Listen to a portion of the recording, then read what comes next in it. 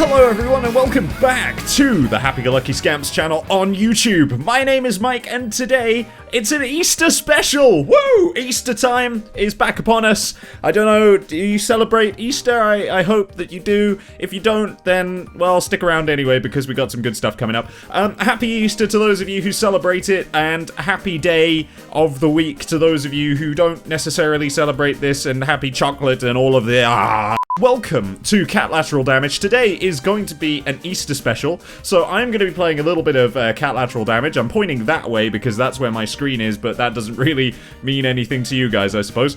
And basically, today I figured, seeing as it's Easter, and video games have Easter eggs, we can fuse the two together to create a video about Easter eggs in video games. I have created a list of my top 10 favorite Easter eggs for you guys today, and I'm hoping that we will be able to play Cat Lateral Damage together and also talk about Easter eggs. And of course, as we're playing, remember to drop in the comment section below any Easter eggs that I might have missed from the list, or your favorite Easter eggs. I really would like to hear what your favorite Easter eggs is. Where am I from? South London? Where your Easter eggs is. So if you have any Easter eggs that you particularly like that aren't in this list, let me know in the comment section below. Right then. Let's play. I'm going to play a little bit of objective mode, and from the live stream, we've unlocked a few cats. I'm going to be Senor Missy for this first part. Right, so let's kick this off. Kick it off. Here we go. The water in my bowl is stale. Those humans will pay. We are a cat of death, and we are going to bring rage to all humans. Right, and that quite nicely actually brings me on to my first Easter egg. So my first Easter egg comes from the game Metal Gear Solid 3. I am a big fan of the Metal Gear Solid series, as anyone who knows me will know. I actually really enjoy playing, well, I played all of the series pretty much. I played all the way through to 4. Actually, saying that, I haven't played the new one yet. So, if any of you guys have played the new one, have you played the new one at home? If so, let me know, because I'm looking to pick it up possibly, and I may even play it on the channel if you like. Yes, so Metal Gear Solid 3, and there is a particular part of Metal Gear Solid 3 that I enjoy very much, and that is the battle with the end. Now, spoilers for those of you who haven't played Metal Gear Solid 3, you might want to skip this little bit. Oh, in fact, I should probably say that at the beginning of this episode, that this will possibly contain spoilers. So spoiler alert, we are going into DEFCON 1, and this will possibly contain spoilers for games that you may or may not have played. So please don't blame me if I spoil any games. But yes, the end. So in the end battle, you are required to defeat the end, and he is a well-trained sniper who sits atop a hill, or wherever he may sit at the time. Fuck you, plates. Why are they not falling? Come on. Holy but Jesus, I don't know what I just did. But, oh shit, what the hell? I can't concentrate, there's too much going on. A free upgrade has appeared. Oh god, it's in here. So yes, basically when you're fighting the end, there are several ways that you can defeat him. However, there is one that has been classed as an Easter egg. And that way is when you're fighting him, if you turn off the console, as well, save first, turn off the console, and then, while you're fiddling around with doing other things, you can either wait 2 days, or alternatively reset your console time by 2 days in the future. Then when you come back, the end will have actually died by himself of old age. And this, of course, has been a well-known Easter egg for a long time, but it's one of my favorites. I think it's brilliant. I can remember when I first played Metal Gear Solid 3, I was like, no way, because I actually found this out totally by accident. I was playing it one day, and I got to that point where you're like, okay, I might have to put this down for a short period of time.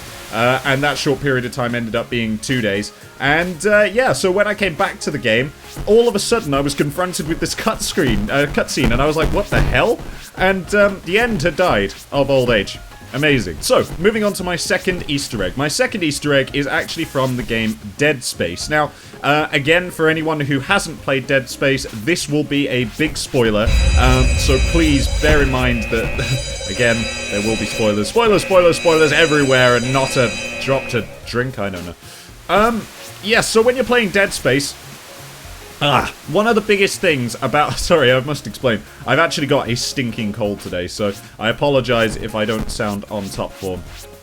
But yes, when you're playing Dead Space, the original Dead Space, the first Dead Space, there is a big spoiler.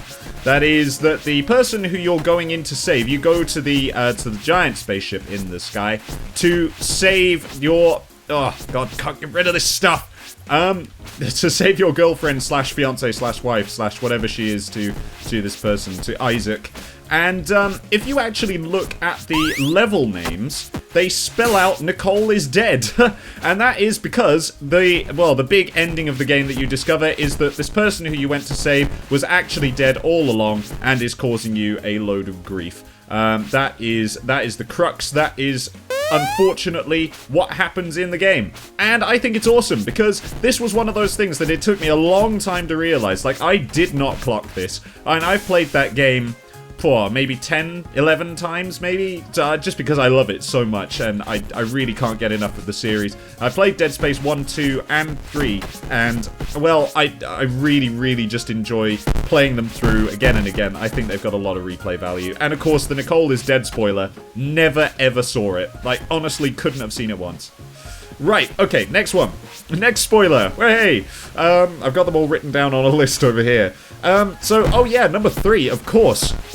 Hitman Blood Money. Now, for those of you who know me, you'll know that I am a really big fan of the Hitman series. I love the Hitman franchise, and I am very, very excited about the fact that there is a new Hitman out, and I cannot wait to play it. If you'd like to see me play it, then why not drop me a comment down below?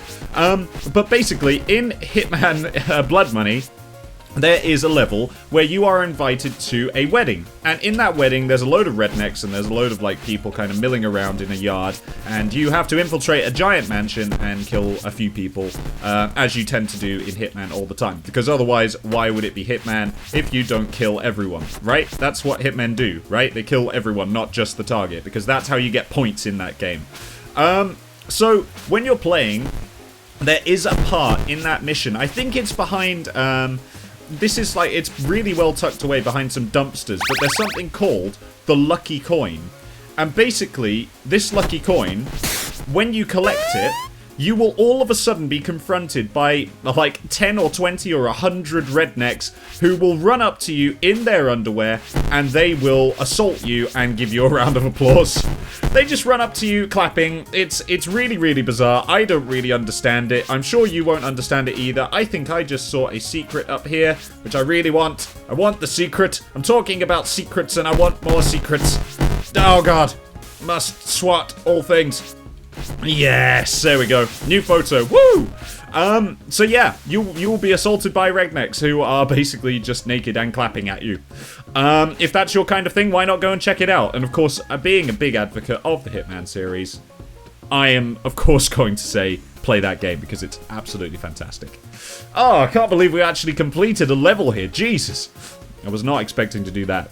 So, moving on swiftly to our next Easter egg. Now, this is one of my old classic favorites, so you will probably already know this one. If you do, then I'm sorry for repeating old knowledge, but if you don't, honestly, this one is just one that has always made me smile. And this one comes straight from GTA San Andreas, and that is, obviously, one of the best GTA games. In my opinion. I really enjoyed GTA San Andreas. It was my favorite, I think, of all of the GTAs, and I have played GTA 5. I'm very, very impressed with it. But I think that just because of nostalgia, mostly, San Andreas will forever remain with me as, like, my favorite GTA. But anyway, in GTA, as you probably know, if you go up to the top of the bridge that's called the Gant Bridge, then you will be able to find an Easter egg, which quite simply is a sign that just says, no Easter eggs here, go away. And that's it. What an Easter egg. The most amazing Easter egg, the best Easter egg. Where the hell am I meant to get into? Kill the glowing red dots. What the hell? Where? Where are the glowing red dots? I can't see them. I don't know where they are. They've disappeared. They're not here. I'm just gonna attack everything anyway. Okay, so, yes, that's my, that's number 4, I think. I've totally lost my place of where we were in this list. So, Easter egg number 5. Now, this comes from one of my all-time favorite games, which is L.A. Noire. I was a really big fan of L.A. Noire. Still am. Loved it. I know this is my, what, second Rockstar title, I think? But anyway, moving on. So, if you play L.A. Noire, and while you are going through, which mission is it? It's the Silk Stocking Murderer mission, that's right. There is a dustbin that you can look in, and in this dustbin, there is a reference to another one of my all-time favorite games, which is Red Dead Redemption, and that is that you can find John Marsden's hat and examine it in the, in L.A. Noire. It's only a little thing. It's like a little kind of nod to the rest of the Rockstar universe, because of course Rockstar also made Red Dead Redemption. But yeah, it's worth checking out. I thought it was great because I love both of those games and I enjoy them all very much. And yeah, it just made me smile. It's just one of those things. It's a little happy thing, makes you happy, and yeah, I like happiness. And you should be happy too. Happy everything, everyone. Happy Easter, happy all the things. Okay, sixth one. Gears of War 3. Now, I am not the biggest fan of the Gears of War franchise, I have to admit. I mean, I really like the games, don't get me wrong, I really enjoy them, but I haven't, unfortunately, I haven't played all of them. So yeah, this comes from Gears of War 3, and this is the Giant Golden Chicken. Sounds cool, I know, and it is, I think. Basically, if you are, I think it's in Act 1. It's in Act 1, Scene 1, plot 1, call of 1, the last one, the best one, the only one, that level. Basically, there are pipes in that level where when you run up to them, you get the option to shout down them. Now, if you shout down all 4 of the pipes, all of a sudden, out of nowhere, a chicken will appear. Yes, I know. This is the beginning of an amazing Easter egg. So, with this chicken, if you shoot it, it then becomes a giant golden fire-breathing chicken. That's right, guys. Of course it would become that. Because everyone loves a giant fire-breathing chicken, right? So, if you shoot this chicken, beware. You may actually wet your pants slightly. I did the first time I shot this chicken. It was a bit of a shock, to say the least. I wet myself. I died a lot because this chicken is seriously OP. Like, seriously OP. And if you're playing on the harder difficulties, then honestly, good luck to you. It's so hard. But, yeah, there you go. Giant fire-breathing chicken, everyone. That's what you want. That's what everyone needs. Especially on a day like today. Ah, shit. Well, I swiped some new stuff at least, anyway. Cool, next Easter egg. So, the next Easter egg is actually a Halo Easter egg. Now, again, Halo is a series that I got into, long time ago, as I'm sure many of you did as well. I have played all the way up to Reach. I haven't played the newest Halo, unfortunately. That is something that totally passed me by because of all the other games that came out around that time. You'll have to forgive me, Halo fans, if you are one. I am a bit sucky like that in terms of my gaming history.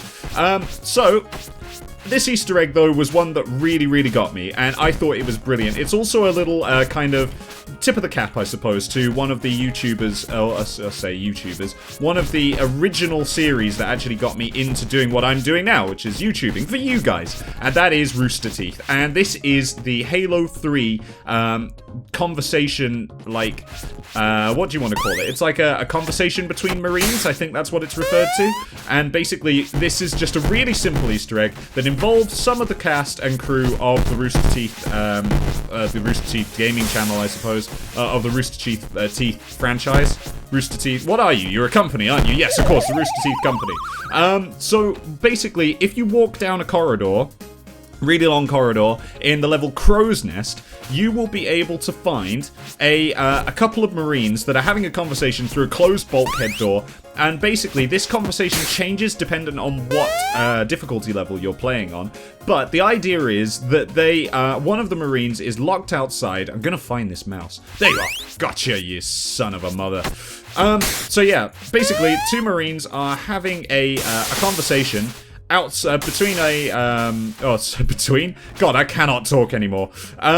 Yes, they're having a conversation through a bulkhead door about ammunition, and one of the Marines is out of ammo. He is trying to get into the door, but the other Marine won't let him in because he needs a password. And the first Marine has totally forgotten the password, does not have a clue. and so he is not allowed entry at all under any circumstances. I find it hilarious. I'm sure you will too. If you are a Halo fan, you will probably already know this one. If not, then, well, go and check it out. It's worth it. I think it's brilliant. And of course, it was really nice, I thought, to have that kind of like a little hat tip to Rooster Teeth, because, of course, a lot of their business came from their original series, which was Red vs. Blue, one of the first actual machinima series I ever saw. So well done, Rooster Teeth, from me. I think you're doing a really good job. I'm not sure how much that says about me, but you know, I mean, I'm very impressed. I like it. I really enjoyed it. It got me into YouTubing today, so well done, you guys. Good job. Good job. All right, okay, so before we head off into our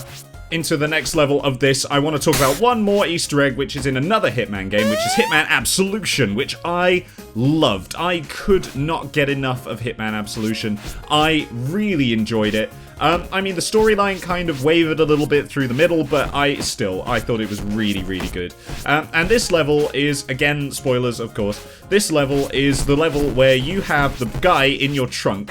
What's it called? It's called, End of the Road, that's it. Then the level End of the Road, complete. In the level End of the Road, if you shoot all of the vultures, pew, pew, pew, that are in the sky, then you actually, well, basically the guy tries to run away, and he gets run over by an ice cream truck, which comes out of literally nowhere. But it's so funny, and it really is kind of like this, yeah, we're playing a serious game, but at the same time, we don't really care, we're gonna make it funny. I thought it was brilliant. It was so random, because I don't know if you guys have played any Hitman at all, but a lot of the things that they tend to put in as Easter eggs tend to be quite random things, so go check it out, by all means. If you own Hitman Absolution, then go check it out. If you don't, then honestly, go and play it, because it was a very fun game to play. Okay then, so on to my last two Easter eggs of the day. Now this one it's a little bit of a simple one, but I really liked it. I thought it was a really nice touch in terms of continuity, and this comes from BioShock 2. Now, at the beginning of BioShock 1, you end up your plane basically gets shot down out of the sky, or, you know, you end up, the plane ends up crashing into the ocean, blah, blah, blah, and then that's the beginning of BioShock 1. You go down into Rapture, Bob's your mother's brother. Now, in the beginning, of BioShock 2, when you first get the opportunity to go out into the ocean, and you get to actually walk out in open ocean, what you can do is, there's a part where you look up at sort of like a really tall building in the distance, and it's one of Rapture's buildings, and if you look up and keep your eyes, like, up, eventually you will be able to see the plain tail from the original BioShock. It's just sort of sitting there on a ledge, and I thought it was really, really good. Again, it's just the developers letting you know that they're thinking about the continuity of the games, and giving you that little kind of hint of, yeah, we know, you know, this should be here. So, welcome to the last one.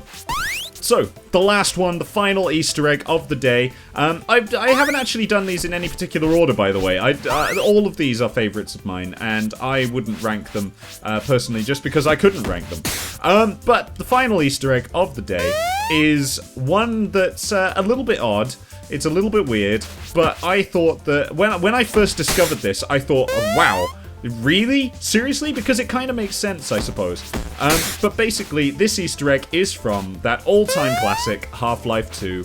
And if you are a Half-Life fan, drop a comment below, because I am a big Half-Life fan. I love the Half-Life franchise. I'm all about Half-Life 3 being released, maybe, possibly, and I've been keeping up with all the spoiler news and all that sort of stuff. You know, where, like, for example, in Portal, well, I guess this is kind of an extra bonus Easter egg. In Portal, where you can go into that room, and it's a release date for Half-Life 3. Hashtag just saying. Yes, basically, in Half-Life, the zombies are very creepy, everyone knows that, but even creepier still is what they're saying, generally. And you notice this more when you set them on fire, it has to be said. Basically, what this Easter egg is, I suppose, not really an Easter egg, it's more of like a random fact, so yay. But anyway, if you play the zombies' voices backwards, they're actually saying, God help me.